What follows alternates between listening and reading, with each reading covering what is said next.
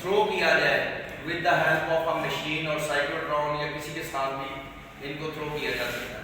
जब ये प्रोजेक्ट किए जाए और ये ऑपोजिट डायरेक्शन में मूव करना शुरू हो जाए, तो आप बताइए कि ये कौन से चार्जेस होंगे। तो हम ये कहेंगे कि according to the question as the charges are moving in the opposite direction then the magnetic force on them will be, एक पर प्लस होगी एक पर माइनस होगी। So both are opposite charge particles, one is proton and other is electron. अगले question में 14.6 में हमें सवाल ये किया गया है कि क्या मैग्नेटिक फोर्स वर्क करती है किसी charge particle?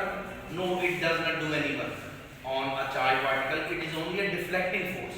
Magnetic force is only a deflecting force, it does not do any work on the charge particle, it only deflect the particle.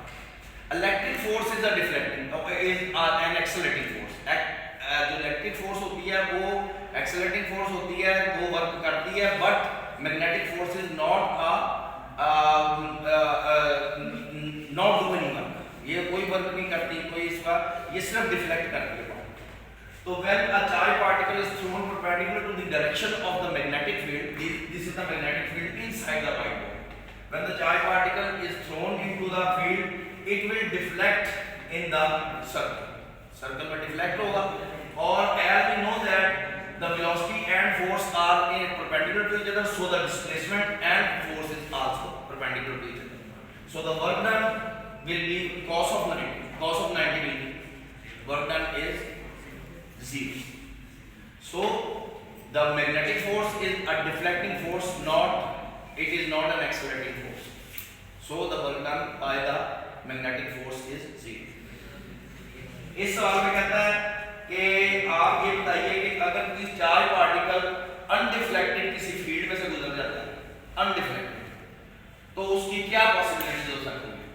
तो हम ये कहेंगे when a charge particle passes through a magnetic field undeflected अगर वो पास कर गया है straight line में, तो या तो वहां पर फील्ड नहीं होगा, या it is moving parallel to the direction और anti parallel to the direction of the magnetic, या ये मैग्नेटिक लाइन का फोर्स है, चार्ज पार्टिकल भी इनकी डायरेक्शन में मूव कर रहा होगा, तो उसको डिफ्लेक्ट नहीं होगा, नो डिफ्लेक्शन, और या एंटी क्लॉकवाइज एंटी पैरेलल उसके आ रहा होगा मैग्नेटिक फील्ड के, तब भी इस वक्त में ये सभी होगा, या फिर वहां मैग्नेटिक फील्ड, तीनों पॉसिबिलिटीज हो सकती हैं। मैंने यहां पर अगर जीरो एंगल बनाता है मैग्नेटिक फील्ड के साथ, तब भी अगर ये देखिए ये मैग्नेटिक फील्ड अगर ये है, तो चार्ज पार्टिकल ये है, ये भी इधर ही मूव कर रहा है, मैग्नेटिक फील्ड के मूव इधर कर रहा है, तो वेलोसिटी और b के दरमियान जो एंगल है वो 0 है, b और b के दरमियान एंगल 0 है, तो अनडिफ्लेक्टेड मूव करता है, एंटी पैरेलल की इसी तरह। अगर कहता है कि इलेक्ट्रोमैग्नेटिक फील्ड जो है किसी टीवी स्क्रीन के ऊपर अगर हम मैग्नेट उसके करीब जाए तो वो खराब क्यों हो जाती है, डिस्टॉर्ट क्यों हो जाती है? तो हम जानते हैं कि जो टीवी स्क्रीन है उसके अंदर there are so many electromagnetic fields are produced inside the TV screen due to different electronic circuits. When the magnet is brought closer to the screen, the beam of electron is disturbed. Beam of electron is disturbed, due to which the picture screen is distorted. Due to which the picture tube screen is distorted. इसमें आ जाता है या इसको आप इस तरह कह सकते हैं, as the electron beam inside the picture tube is disturbed due to being the magnet near the screen, so the picture tube या picture on the screen is disturbed. आप ये लिखना चाहिए, ये लिखना चाहिए जो आप डिस्कस करें। अगले क्वेश्चन में 14.9 में कहता है कि when the current carrying loop is, कहता है कि करंट कैरिंग लूप रोटेट नहीं कर रहा किसी मैग्नेटिक फील्ड में, तो उसकी क्या पोजीशन होगी, वो रोटेट भी नहीं कर रहा। When a loop of wire is held parallel to the direction of the magnetic field, there is no torque produced.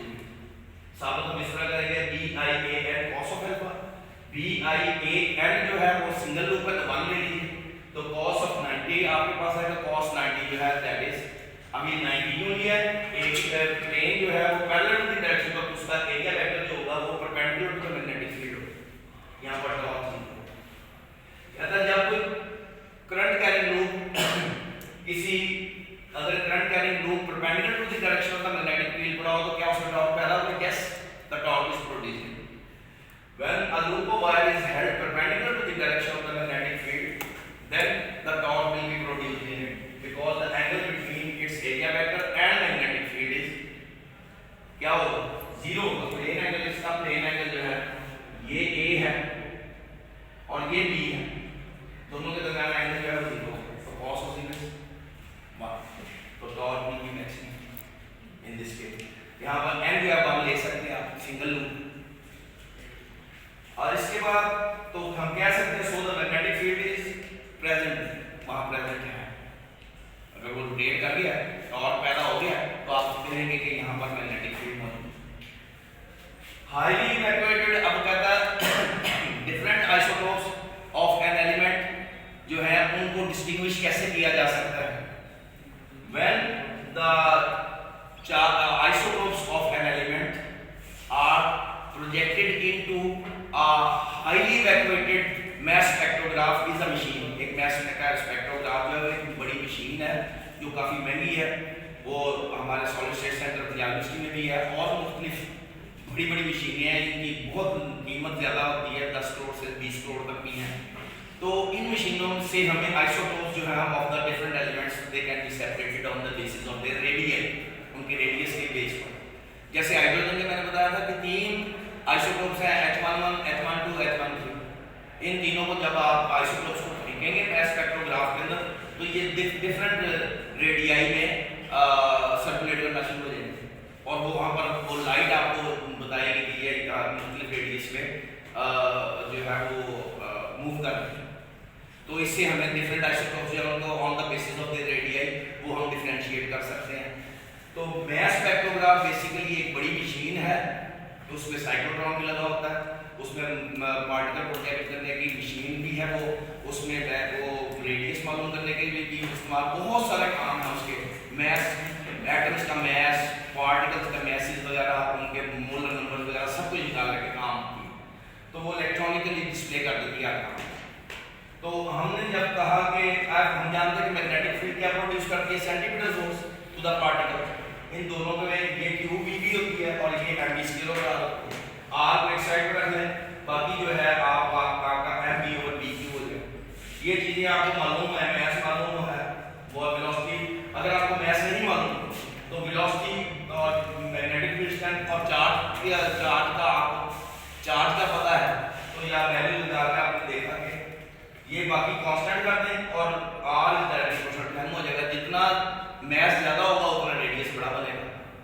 तो H13 का रेडियस ज़्यादा बड़ा बनेगा H11 से, H11 का छोटा होगा रेडियस उसके सर्कुलेट करने का, H12 में उसका रेडियस उससे बड़ा होगा, H13 का रेडियस सबसे बड़ा होगा।